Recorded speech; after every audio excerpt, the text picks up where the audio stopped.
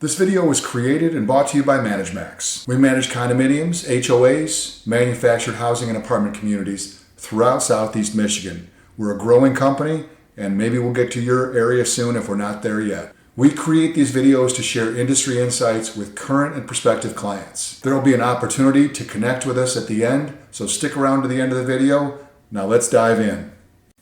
It's 11 p.m. on a Friday night. Your after-hours service calls about a burst pipe in Unit 3B that's flooding the hallway.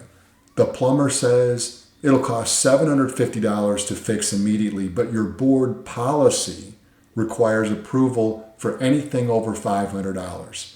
Your board's point of contact is not picking up their telephone, and the plumber leaves without doing anything.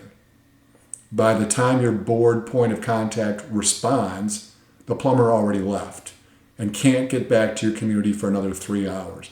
Now, you're looking at a $50,000 water damage claim and irate residents. If you serve on a condo board, you've probably set spending limits thinking you're protecting your community's finances. What you might not realize is that these well-intentioned controls often create the exact opposite results, turning small problems into expensive disasters while frustrating everyone involved. Most condominium boards set modest emergency spending limits thinking it prevents wasteful spending, but here's what actually happens. Your plumber arrives at midnight for a water leak and determines it needs an $800 repair and has to choose between leaving while water flows or doing unauthorized work.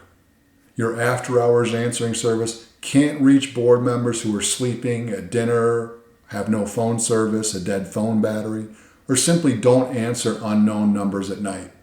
Here's what catches most condominium boards off guard. Residents start losing confidence in your ability to handle basic emergencies.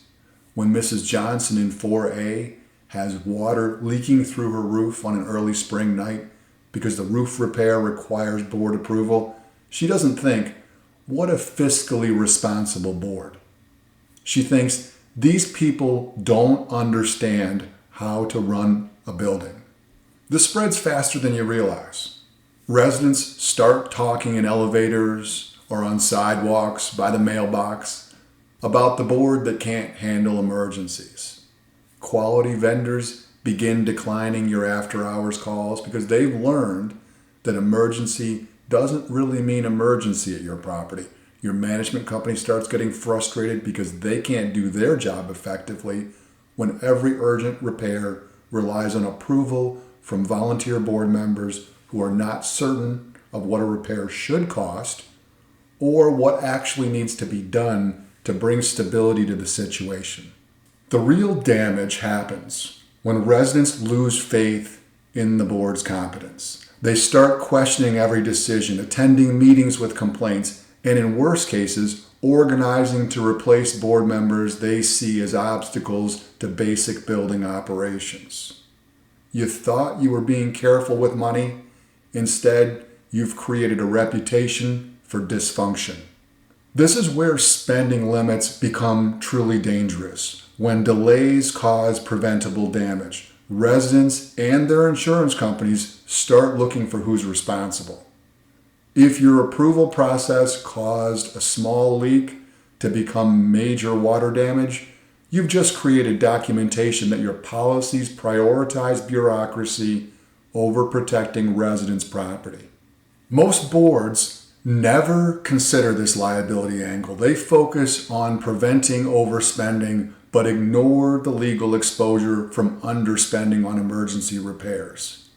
When a resident's belongings are destroyed because your approval process delayed necessary repairs, your carefully crafted spending policy becomes evidence in their insurance claim or lawsuit. The boards that handle this well understand something crucial.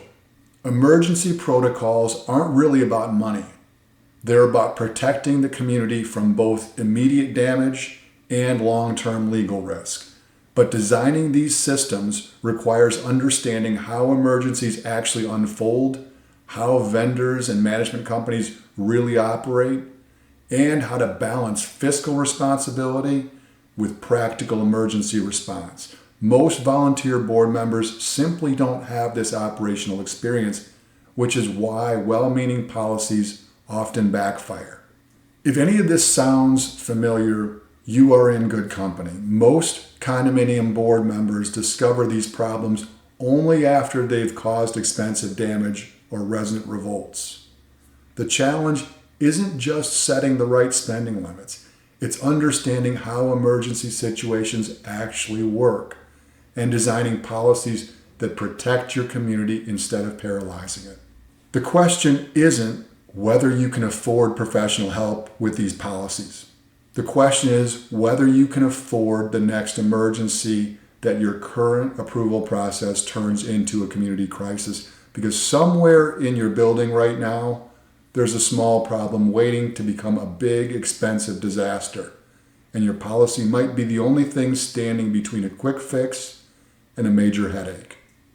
If you found this perspective valuable, we invite you to connect with us. Facebook viewers, like our page and follow us for regular updates. Feel free to message us directly with your questions or community challenges. Instagram viewers, hit follow and feel free to DM us with your questions or community challenges. YouTube viewers, subscribe to our channel and check out the video description for helpful links. Visit our website to discover our thought leadership content, books, and resources that can transform your community management approach. Whether you're dealing with the challenges we discussed today or other community issues, we're here to help. Thanks for watching, and we'll see you in the next video.